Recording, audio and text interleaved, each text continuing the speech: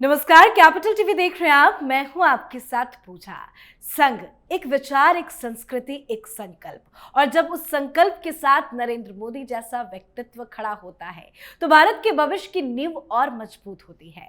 नागपुर स्थित आरएसएस मुख्यालय में प्रधानमंत्री नरेंद्र मोदी का यह ऐतिहासिक दौरा सिर्फ एक मुलाकात नहीं बल्कि उस विचारधारा को नमन था जिसने राष्ट्र के उत्थान को अपनी साधना बना लिया। ये वही संघ है जिसने हर संकट के समय भारत को संबल दिया, सेवा का संकल्प लिया और देशभक्ति को अपना धर्म माना।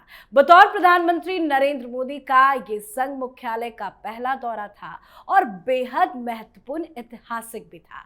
इस दौरे ने देश की राजनीति में हलचल मचा रखी है, विपक्षी नेताओं की नींद उड़ा रखी है। इस दौरे के कई मायने भी निकाले जा रहे हैं। कोई ये सवाल पूछ रहा है कि क्या ये संघ और बीजेपी के बीच समन्वय बढ़ाने की रणनीति है?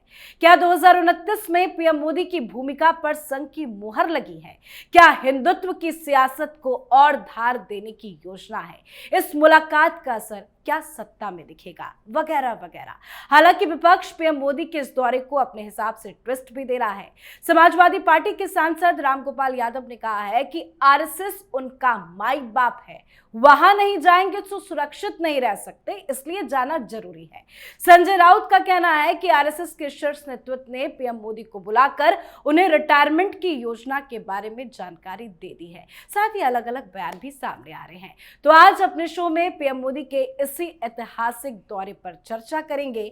मेरे साथ स्टूडियो में मौजूद हैं कैपिटल टीवी के editor in chief doctor Manish Kumar. Doctor साहब, बहुत बहुत स्वागत है आपका। धन्यवाद। क्या लगता है आपको, मायने तो कई सारे निकाले जा रहे हैं, पर पीएम मोदी का ये दौरा कितना महत्वपूर्ण रहा है? देखिए, जो विपक्ष की तरफ से कहा जा रहा है वो बेतुकी बातें हैं, अज्ञानता है, मूर्खता है। इनको समझ में नहीं आ रहा है कि संघ नहीं होता तो ये देश अभी तक एक नहीं होता। ये ध्यान रख लीजिए। यहां श्रीलंका की तरह, पाकिस्तान की तरह, बांग्लादेश की तरह भीड़ उमड़ती और सरकार को बदल देती। जो बहुत सारे लोग सपना देखते हैं, यहां पे बहुत सारे लोग सपनाते हैं। अभी लेटेस्ट बांग्लादेश में हुआ तो लोग हिंदुस्तान में भी हो जाएगा। अरे बेवकूफों, जब तक ये संघ है तब तक इस तरह की चीजों करने के लिए कोई सपने में भी नहीं सोच सकता। संघ एक ऐसी विचारधारा का नाम है जो हिंदुस्तान को यूनाइट करता है। ये बहुत बड़ी चीज है। जब भारतीय जनता पार्टी, संघ के लोग सरकार बना रहे हैं नॉर्थ ईस्ट के अंदर, आप हमारे पुराने वीडियोस को देखिए। उस समय यही मैं कहता था कि अभी तक कि जैसे ही वहां संघ और बीजेपी की सरकार बनी, वहां से सेसेशनिज्म खत्म हो जाता है। संघ के देशभक्ति के ऊपर, भारत के इतिहास, भारत की संस्कृति, भारत के संस्कारों के प्रति उनको बचाने, उनको संवारने का जो एक संकल्प लेकर के संघ मौजूद है देश में, वो दुनिया के किसी भी देश के पास ये इस तरह का संगठन नहीं है। इसलिए वो देश टूट जाते हैं। यहां करके देखो, बात समझ में आ जाएगी।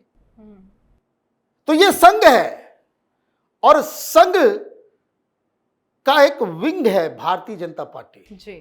That is the mother organisation.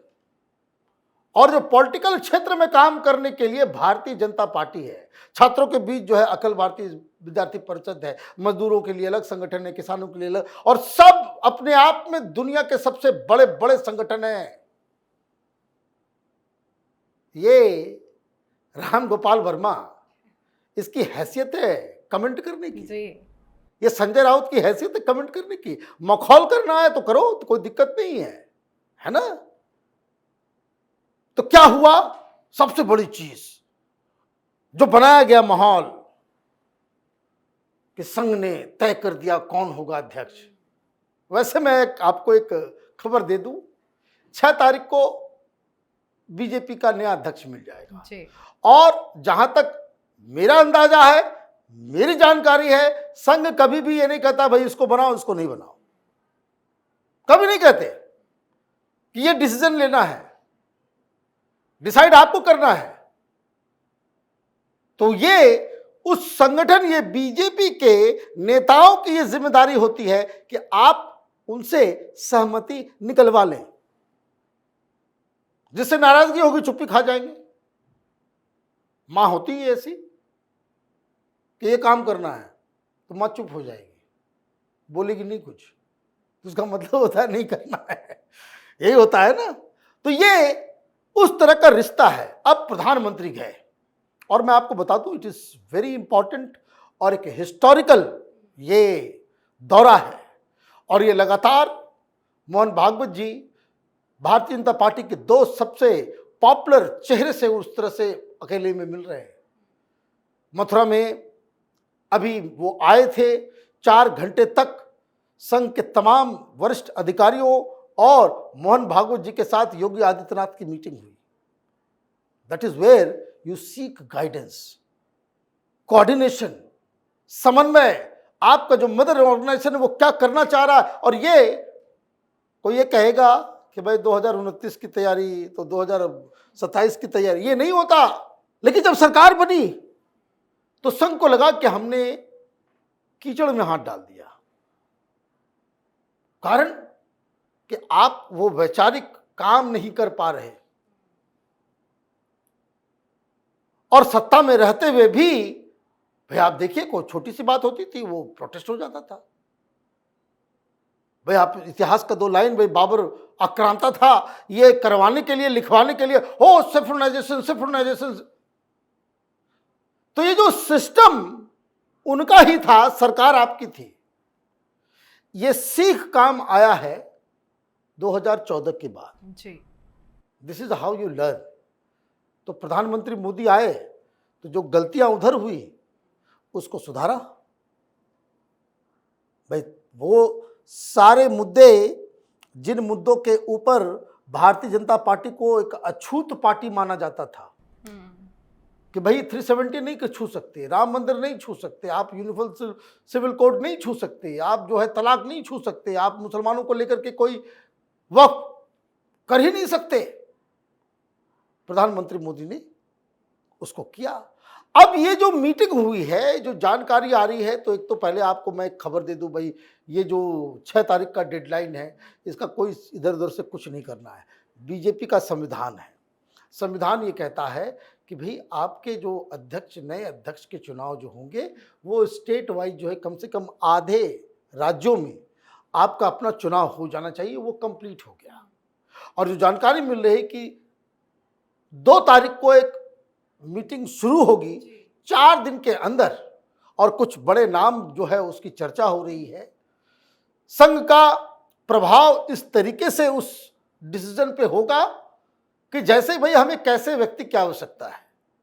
ऐसा तो नहीं कि फिर वो आकर के चीजों को और गड़बड़ कर दे। तो बहुत सारे नाम चल रहे हैं, तो खट्टर साहब का भी नाम चल रहा है आगे, वसुंधरा राजे सिंधिया का भी नाम चल रहा है, लेने वाले ले रहे हैं। बीजेपी की तरफ से यह भी कहा जा रहा है कि भाई महिला अगर बनाना है, वसुंधरा राजे से बेहतर है हम साउथ एक्सपेंड करें, तो निर्मला सीतारमण का भी नाम जा रहा है। कई सारे इस तरह के नाम आ रहे हैं, लेकिन ये तो बीजेपी है ना। नामों की चर्चा करके कोई फायदा नामों की चर्चा करके कोई बेवकूफी है, क्योंकि उनको, मोदी जी को भी मजा आता है कि भाई आप 8 नाम 10 नाम। भूपेंद्र यादव का नाम सबसे ऊपर चल रहा है। हाँ, भूपेंद्र यादव जी का नाम बहुत आगे चल रहा है। ये बीजेपी के अभी जो प्रेजेंट डिस्पेंसेशन है वो 2-3 नाम को आगे बढ़ा रहे हैं। शायद उस पर कोई राय नहीं बन पा रही है। CR पाटिल साहब हैं, भूपेंद्र यादव हैं। इन लोगों ने इलेक्शन में अमित शाह जी और प्रधानमंत्री के साथ बड़ा ही अच्छा कोऑर्डिनेशन करके काम किया है। कुछ लोग जो है वो प्रधान साहब का भी नाम ले रहे हैं कि भाई उनको भी ये किया जाए। लेकिन जो एक दूसरा जो सिस्टम है कि संघ के बैकग्राउंड का आदमी हो, कुछ लोग ये कह रहे हैं भाई महिलाओं को दीजिए, भाई रेखा गुप्ता को आपने बना दिया, और धीरे धीरे वो बहुत ही बैड चॉइस जो है साबित होता जा रहा है, क्योंकि बहुत सारी चीज़ें उनका जो है वो बीजेपी के लोग ही लाइक नहीं कर रहे हैं। हम लोगों का काम है सही सही बात बताने का, है ना। तो ये वो आपको जो है चॉइस करना पड़ेगा। तो मुझे लग रहा है कि ये सारी चीज़ें 2 तारीख को तय हो जाएगी कि कौन सा नाम है, और उसके बाद अलग अलग राज्यों से उस नाम का प्रस्तावना जो है वो आ जाएगा। मे बी 6 तारीख तक बीजेपी का नया अध्यक्ष कौन होगा वो नाम आ जाएगा। और मे बी प्रधानमंत्री वहां जो गए वो, जैसे मैंने कहा कि सहमति लेना, वो नाम नहीं बताते, वो सहमति लेकर के वो आ गए। अब एक दो टसल की बात हो रही है बहुत सारे लोगों का, बहुत सारे पॉलिटिकल एनालिस्ट हो गए जो कह रहे हैं कि भाई देखिए कोल्ड वॉर चल रहा है। हाँ, तस्वीरें जैसे आई उससे तो नहीं लग रहा है। कोल्ड वॉर चल रहा है, दोनों में एकदम 36 का आंकड़ा है। देखिए मोहन भागवत ने पिछले 2 महीने में किस किस तरह का बयान दिया, किस किस तरह का ये किया। और ये खबर भी लोग निकाल रहे हैं कि भाई संघ के बारे में जो है वो सरकार जो है संघ की बातें नहीं सुन रही, मुख्यमंत्री बनाया जाता है, किसी से विचार नहीं किया जाता। ये सारी बातें खुद ही कर रहे हैं, लेकिन तस्वीरें आई तो सबका मुंह बंद हो गया। जिस तरीके से वहां जो एक भाईचारा देखने को मिला, जो कोऑर्डिनेशन दिखा, तो देखिए ये संघ है। संघ इज लाइक एन आइसबर्ग, जो समुद्र के अंदर बर्फ का जो टीला नजर आता है समुद्र में तैरता हुआ, है ना, जिसे टाइटैनिक टकरा गया था, है ना, उसकी एक खासियत होती है। विपक्ष टकरा रहा है। हाँ, विपक्ष टकरा ही रहा है, विपक्ष तो गया। ये सब प्लान के सामने इन लोगों की तो कुछ, वो 20 साल आगे चल रहे हैं। वो 2045 की चर्चा हो रही होगी मोदी जी और संघ के बीच में, इन लोगों के पल्ले नहीं पड़ेगा। क्यों मैं बता रहा हूं कि RSS is like that iceberg, उस समुद्र के ऊपर तैरने वाला बर्फों का टीला।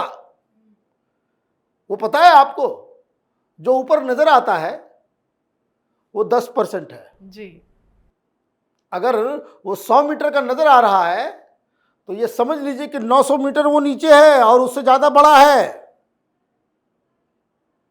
900 मीटर नीचे है। तो संघ वैसा ही है, जैसा दिखता है वैसा है नहीं, उसके नीचे जो है बहुत लेयर्स है।